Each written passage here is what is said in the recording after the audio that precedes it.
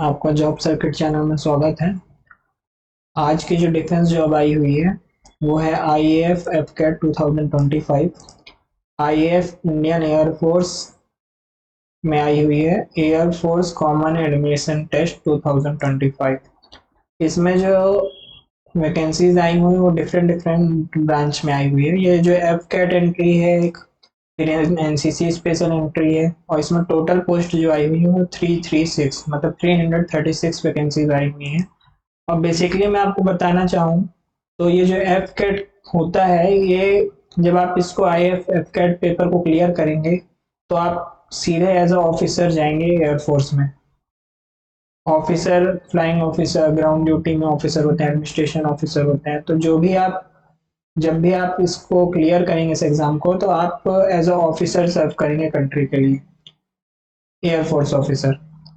जैसे कि आप just after your completion in NDA examination and जब आप एनडीए का एग्जाम क्लियर कर लेते हैं, 1 साल का आईएमए में एंट्री कर लेते हैं, उसके बाद आपका अलॉटमेंट होता है कि आप मतलब जब आप एनडीए कंप्लीट करते हैं उसी के बाद आपको अलॉटमेंट हो जाता है कि आप इंडियन नेवी चुनना है आपको, कि एयरफोर्स चुनना है कि आर्मी चुनना है।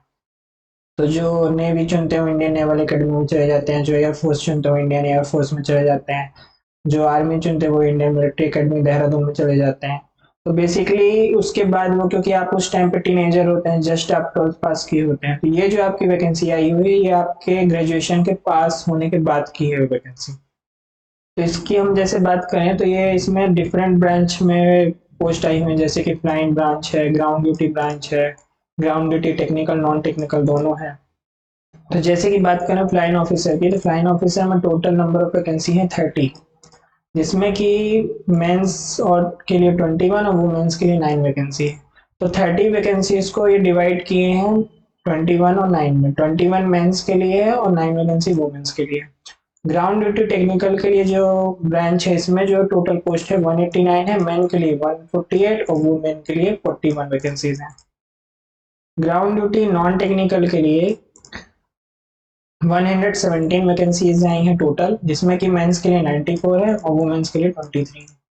अब जो बात करते हैं एनसीसी स्पेशल एंट्री वैकेंसीज की, तो इसमें बेसिकली जो सिर्फ ओनली प्राइम ब्रांच के लिए एनसीसी स्पेशल एंट्री है, उसमें भी 10% सीट जो है वो अलॉटमेंट होंगी। सीडीएससी एग्जाम जो होता है, common defence service examination, UPSC जो कंडक्ट कराता है, उससे ये 10% सीट्स को फिल किया जाएगा, वो भी पीसी परमानेंट कमीशन के लिए।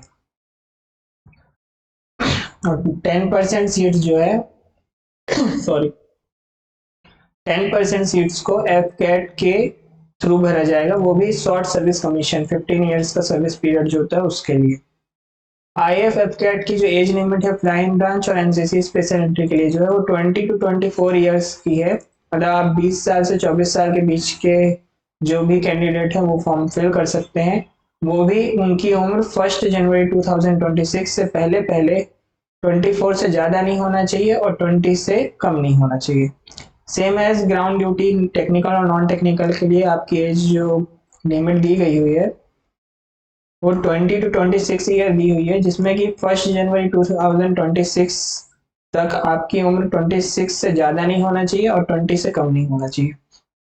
अब जो आईएएफ है, आईएएफ एफ कैट की जो सैलरी है, जस्ट आफ्टर सिलेक्शन आपको जो सैलरी देखने को मिलेगी वो 56,100 रुपीज से लेकर 1,77,500 रुपीज तक का आपको सैलरी देखने को मिलेगा। वो भी ये लेवल 10 फ्लाइंग ऑफिसर की पोस्ट है। इसमें एमएसपी भी मिलता है 15,500 का। अब बेसिकली अब हम बात करें कि आप एज अ आर्मी ऑफिसर या एयरफोर्स ऑफिस जा रहे हैं, तो कैंडिडेट वैसे भी सैलरीज के लिए नहीं जाते हैं, क्योंकि उनको एज अ सर्व करना होता है कंट्री के लिए। तो उस हिसाब से भी लेवल 10 की जॉब है, बहुत अच्छी अपॉर्चुनिटी है, सैलरी भी बहुत अच्छी हुई है। अब जो कि इसमें एजुकेशनल क्वालिफिकेशन दिया हुआ है, उसके अनुसार एफ कैट की जो एंट्री है फ्लाइंग ब्रांच के लिए, इसमें आपका ग्रेजुएशन विथ मिनिमम 3 इयर्स होना चाहिए किसी भी डिसिप्लिनरी से। मतलब आप कोई भी क्षेत्र से आपका ग्रेजुएशन होना चाहिए, मिनिमम 60% मार्क्स होना चाहिए आपको ग्रेजुएशन में। आपका बी टेक डिग्री होना चाहिए 60% मार्क्स के साथ, या तो फिर आप कैंडिडेट जो सेक्शन ए और B examination associate membership of institute engineering, जो associate membership of institute of engineering का एग्जाम होता है, उसमें आप सेक्शन ए और बी का पेपर क्लियर किए हो, या तो फिर आप एरोनॉटिकल सोसाइटी ऑफ इंडिया से आपने पास किया हो मिनिमम 60% मार्क्स से या उसके equivalent. AFCAT entry ground duty technical branch के लिए जो एजुकेशनल क्वालिफिकेशन है वो 10+2 फिजिक्स, मतलब आपका 12th में फिजिक्स और मैथ्स होना चाहिए 12th में, और आपके पास 4 ईयर का ग्रेजुएशन डिग्री होना चाहिए, just like B Tech B. Post graduate in engineering और टेक्नोलॉजी, या तो आपके पास पोस्ट ग्रेजुएट इंजीनियरिंग या टेक्नोलॉजी से रिलेटेड होना चाहिए। एफ कैट की जो नॉन टेक्निकल ब्रांच है वो भी ग्राउंड ड्यूटी के लिए, उसके लिए आपके पास एडमिनिस्ट्रेशन और लॉजिस्टिक्स ब्रांच है जो, उसमें आपका डिग्री कोई भी डिग्री धारक इसके लिए अप्लाई कर सकता है, जैसे कि बीए, बीकॉम, बीएससी, बीसीए, ये बच्चे भर सकते हैं। और जो इसमें एक और ब्रांच है अकाउंट्स के लिए जो आती है ground duty non technical branch में, उसमें सिर्फ बीकॉम के बच्चे ही फॉर्म भर सकते हैं जिन्होंने ग्रेजुएशन बीकॉम से किया है। एजुकेशन में बात करें, जो एफकेट में एजुकेशन ब्रांच है उसमें एमबीए, एमसीए या एमए या एमएससी डिग्री वाले कैंडिडेट फॉर्म फिल कर सकते हैं। ऐसे ही NCC special entry flying branch में आपका 12th में फिजिक्स और मैथ्स होना अनिवार्य है, और ग्रेजुएशन आपका कम से कम 3 साल का होना अनिवार्य है, वो भी आपको 60% से पास होना है या पास हुए हों। अब बात करते हैं आईएफ की एग्जामिनेशन फीस। जो आपका एप्लीकेशन फॉर्म फीस है वो नॉन रिफंडेबल 250 रुपीज है, तो इसमें आपसे 250 रुपये चार्ज किया जा रहा है एप्लीकेशन फॉर्म के लिए।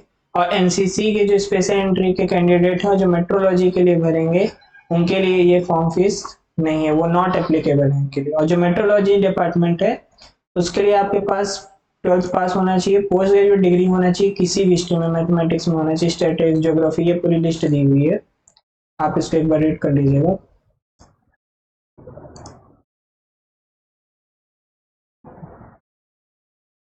अब इसकी जो सिलेक्शन प्रोसेस है वो ये ऐसी है कि आपका सबसे पहले ऑनलाइन एग्जामिनेशन होगा, फिर आपका इसमें एएफएसबी इंटरव्यू होता है, वो भी सेम एज एसएसबी इंटरव्यू होता है, बस ये जो एसएसबी इंटरव्यू होता है वो यूपीएससी के बाद जब आप यूपीएससी एनडीए क्वालिफाई करते हैं, यूपीएससी सीडीएससी एग्जाम क्वालिफाइड करते हैं, तो इधर आपका जो होता है एसएसबी वो आपका एयरफोर्स ऑफिसर लोग ही लेते हैं, जो आपके जीटीओ होंगे ये सब आपके एयरफोर्स के ही ऑफिसर आपका टेस्ट लेंगे एसएसबी, तो उसी को वो एयरफोर्स एसबी बोलते हैं, एएफएसबी। अब इसको जो फॉर्म फिल कैसे करना है, how to fill this form, तो आपको सबसे पहले एफकेट की सीडीएसी ऑफिशियल वेबसाइट है कैरियर इंडियन एयरफोर्स cdac.in या फिर fcat.cdac.in में रजिस्टर करना है अपने आप को। आपको एक यूजर आईडी, ईमेल आईडी और पासवर्ड मिलेगा, तो आपको उसको बहुत संभाल के रखना है और उसी में फॉर्म फिल करना है उसी के थ्रू।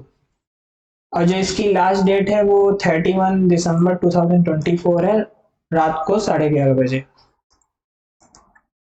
और इसका फॉर्म ऑलरेडी चालू है, यस्टरडे फॉर्म आ चुका था 2 दिसंबर को, आज 3 दिसंबर, तो ऑलरेडी फॉर्म चालू है, फिर जो भी इंटरेस्टेड कैंडिडेट है वो अप्लाई कर सकते हैं।